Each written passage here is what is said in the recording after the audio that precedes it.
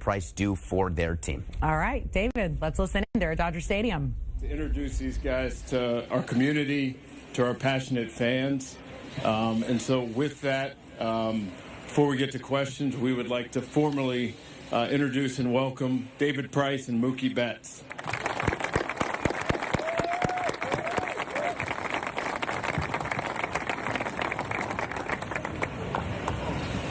Mookie, I got you. I got you. Cheers.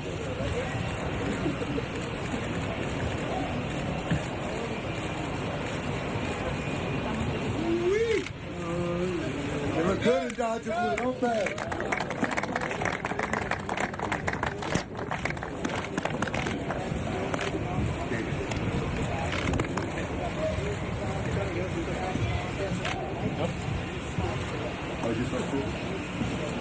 So what do you want, John? What do you want, John?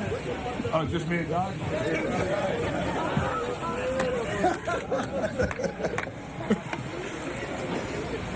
Yes, of course. Right. It's always fun for us. Make sure they're even perfect. Sorry, John.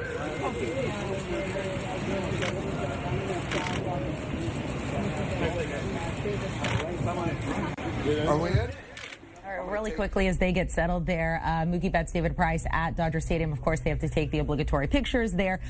David, I love it. The first thing you said is he's hugging a Red Sox player. I love it. What's your reaction? I just love it. Listen, I've been up there. I've done the hugs. I've done the handshakes. I've done the uniforms. Right now, what Andrew Friedman is saying to himself is, hey, those two guys are making $59 million this year. That was more than my payroll when I was the head of the Tampa Bay Rays. So it makes me smile. And Andrew now gets out of the picture. It's all about them. This is typical Dodgers. Congratulations and welcome. How do both of you feel when you hear the stories that the Dodgers are saying and that people are thinking you're the final two pieces that will get them the World Series championship after the frustrations of the last 2 years? I guess we can take it as a compliment for sure. But, we don't want to add any extra pressure. We're coming here to play the game the same way we always do. I think both inside we're winners. We work hard to get to where we are, and we're just going to bring it here. To be able to jump onto a team like the Dodgers, a team that has had the amount of success they've had the past couple of years, and to be able to add a player like Mookie Betts, and then to be able to add myself to that mix as well, that's something special to be a part of, and we're both very excited for that.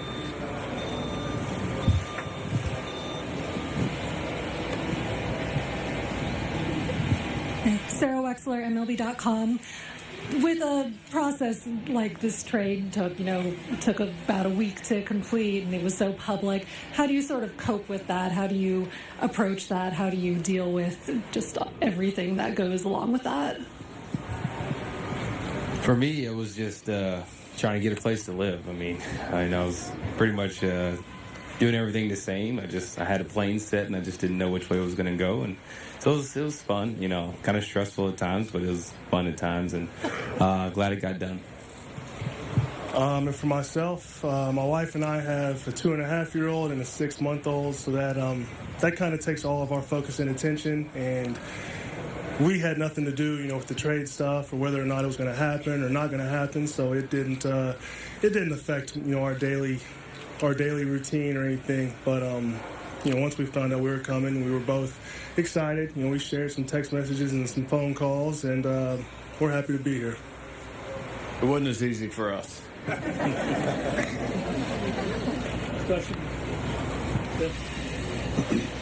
Yeah, Bill Plaschke, Los Angeles Times. The last time you guys were on this field, I think you, Mookie in particular, weren't you just about right here when you were celebrating the World Series? Have you all talked about the memories? Have they coming back here today? I have not. No, I've been kind of focused on what's going forward, and I'd like to celebrate again here, in this jersey for sure. I agree with Mookie. We probably talked about it last year some at the beginning of the year, but ever since then, I think we just move forward, and we're both pumped up for 2020 and try and help the Dodgers get to that pinnacle.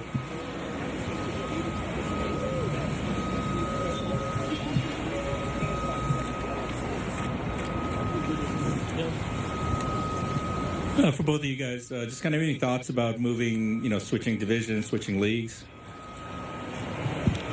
I guess it changes more for me than it does for Mookie because now I have to swing the bat and run the bases. And You're 2 for your last 4, though. 2 for my last 3. But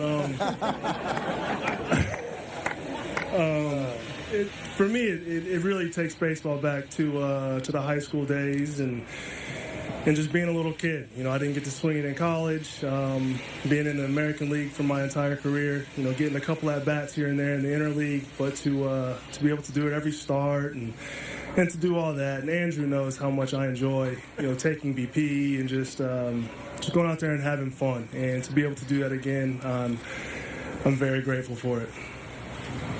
I think the only adjustments would just be kind of seeing new pitchers over the time. I hadn't been in the National League, obviously, so just seeing different guys at the beginning will take a little getting used to, and then it should be fine. Don't pass him. So, guys, Julian McGoins from the Boston Globe. Just kind of, you guys had storied careers in Boston, and just what do you take from that, and just, what's your fondest memory of being in Boston? Both of you guys. I have a lot of memories in Boston. Obviously, I'd say the most fun is the World Series, but, from the debuts to, just ins and outs of every day being around Boston, I have so many memories, and so, that was a great chapter in my life for sure. We won a lot of games, and we won 3 AL East division titles, and we were able to win a World Series in 2018. And for myself, 2018 was very special there at the end, and those are very, very good memories for myself.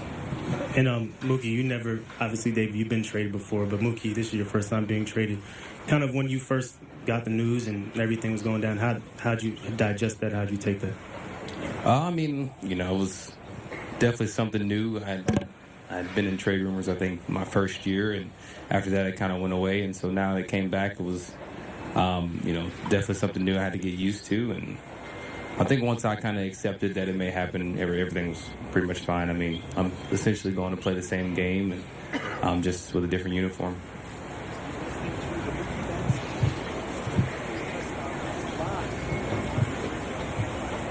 Hey, Mookie back here. Hey. How well do you know, or maybe not know, Cody Bellinger, and what do you think it'll be like sort of sharing the same outfield, being in the same lineup as him? We've kind of talked kind of through passing at the All-Star game and, as we played here, but, I definitely, it's going to be pretty special. He won the MVP last year, so he's definitely going to put on a show, and, I'll do my best to kind of keep up with him.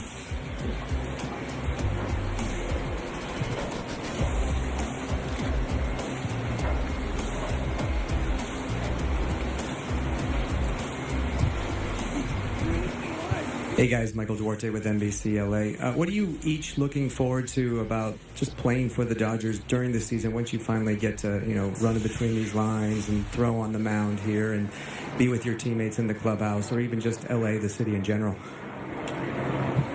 Just being with your teammates, like you said. You're with your teammates more than you're with your family, and to be around a group of guys like that for that amount of time, you need to have that special bond. When you're gonna be together that much, like you have to genuinely enjoy one another. Enjoy spending time together, just at the field, away from the field, just building new relationships. That's what I'm looking forward to.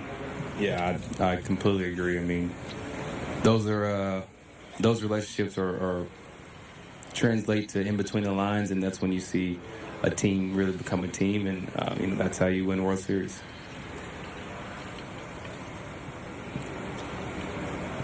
I'm Mikako Niwa with the Sankei Sports newspaper. First, Mr. Betts, is that number 50, did you request that number, or team gave it to you? I requested it. I think it was open, so I'm pretty. That's why I keep number 50, because nobody wants it, and so I'll keep it. How about you, Mr. Price? I went with 33 because of whenever I first got to the big leagues, James Shields, he's a California guy. He was one of the guys that really took me under his wing and showed me the right way to do things at the field, away from the field, just being a father and a husband. And he's a guy that I've looked up to, ever since I've met him. And he's worn 33 for his entire career in the big leagues. So for him to do what he did for me, I thought this was a way for me to be able to pay him back a little bit.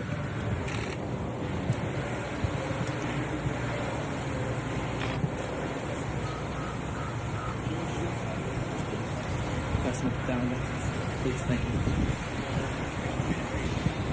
One more question, Mookie.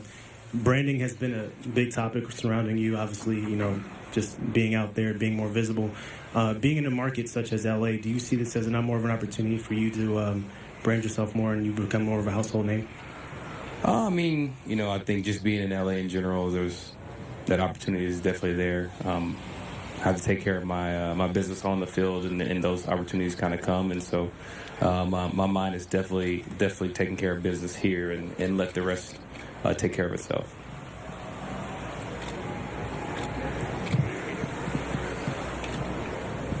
Andrew, can you describe when you fell in love with those two men each?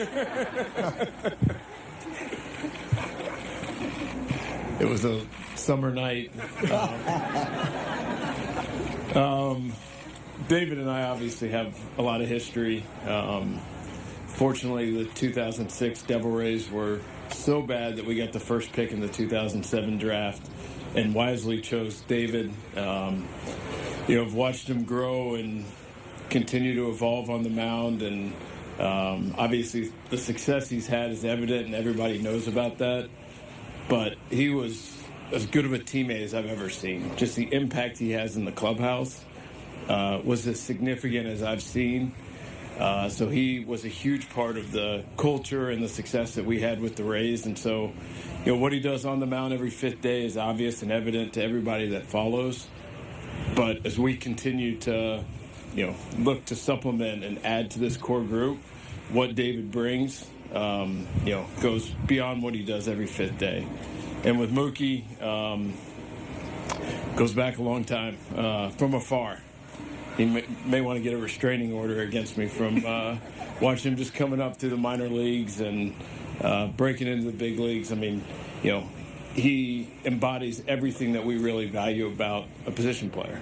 The impact he has on defense, the instincts on the bases, in the batter's box, and it's easy to say, but guys who are aggressive in the strike zone and passive out of the strike zone, he embodies all of that. And so, when I talked to him the other day, I told him that, in all the digging that we do on players that we're looking to acquire, that the feedback we got from teammates and clubhouse guys and different guys that he's come across in his career, he would blush if he heard all the nice things that were said about him. And so the impact that he's made on the field and also off was another big factor as well.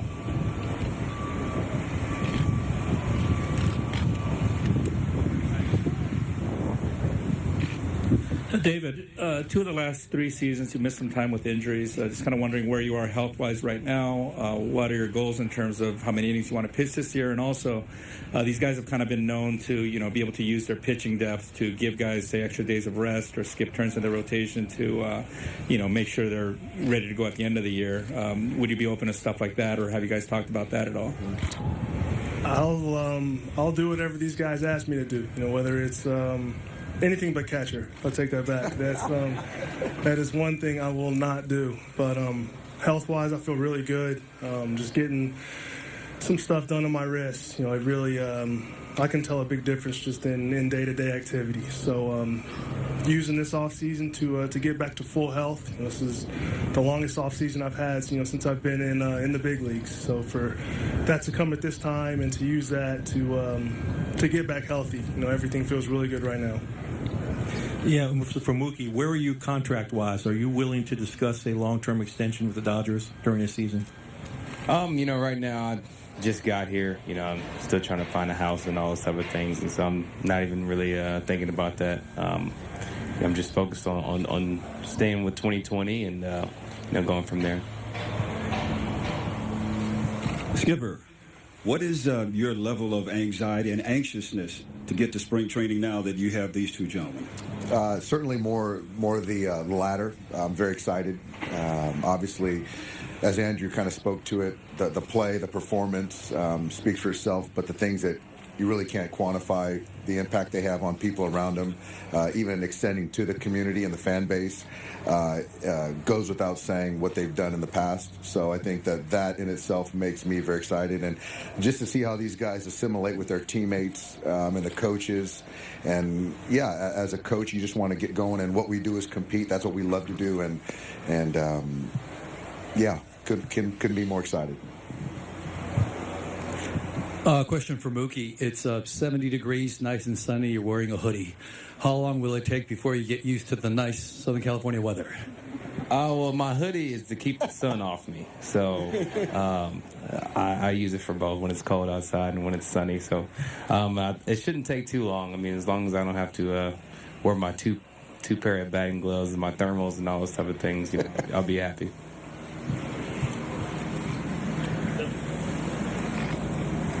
Yeah, there was a player this offseason that didn't want to come here because what he called the Hollywood lifestyle. Have you thought about how you'll adjust to that? Is that any concern of yours at all? It's not a concern of mine. I'm here to play baseball. My family will be out here. That is a huge part of me. So the only thing that's changed for me is spring training location and the front of our jerseys. So I don't think I have to worry about the Hollywood lifestyle. And I've known Mookie for a while as well, and I don't think you have to worry about him either. So he's a very focused individual. No, I mean, it's pretty easy to get lost in it, I'm sure. But, like you said, we're here to play baseball. I mean, we have to keep our minds there. And, we're super family-oriented guys. And so we spend a lot of time with family.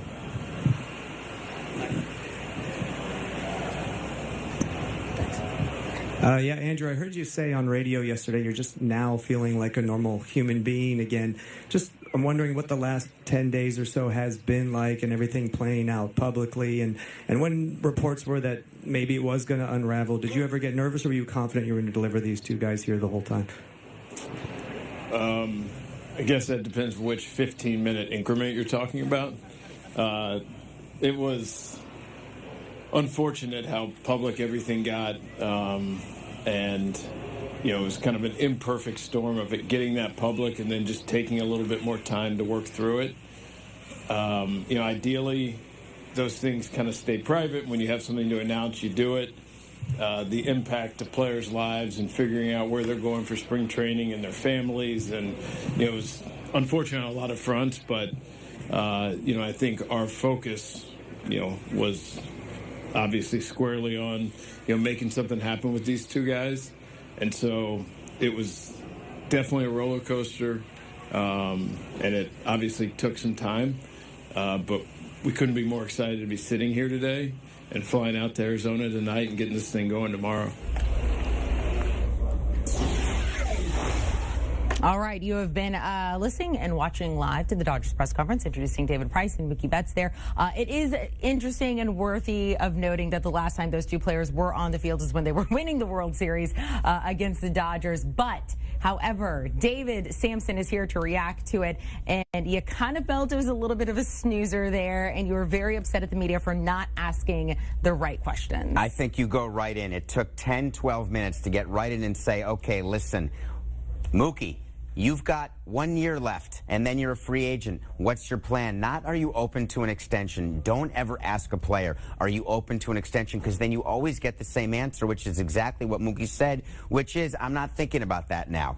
The question is, if you were offered the number that you were willing to accept in Boston, would you accept it right now from Los Angeles? Be that specific, and then you have a chance to actually get a response. If you're asking Andrew Friedman a question while he's talking about how excited he is to have David Price and Mookie Betts, the question is, David Price, you were only willing to pay half of his salary, and Mookie you're getting for maybe only a year. Does that put pressure on you this year to win the World Series more than any other year in your tenure? How about another question to David Price? How does it feel? Tell me not how your wrist is, how your health is. Are you prepared coming in here to be a number 3 starter and what it means to be a number 3 starter behind Walker Buehler and Clayton Kershaw?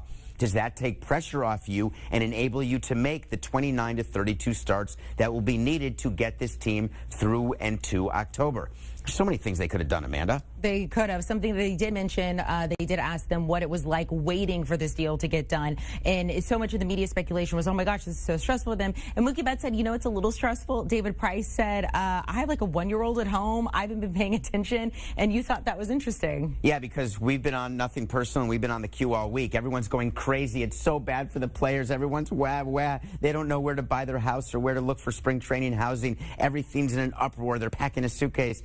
It doesn't matter. They're totally fine. Andrew Friedman said it's unfortunate that these things became public before we were able to work through all the details of the trade. And the answer is that's how it goes these days with all of the leaks and with all of the media out there trying to get the story early. But from a player's standpoint, they're actually okay. You do know, of course, that L.A. got a 3rd player who's going to be on the team. He must not have been available for this press conference. Gratterall. Where was he?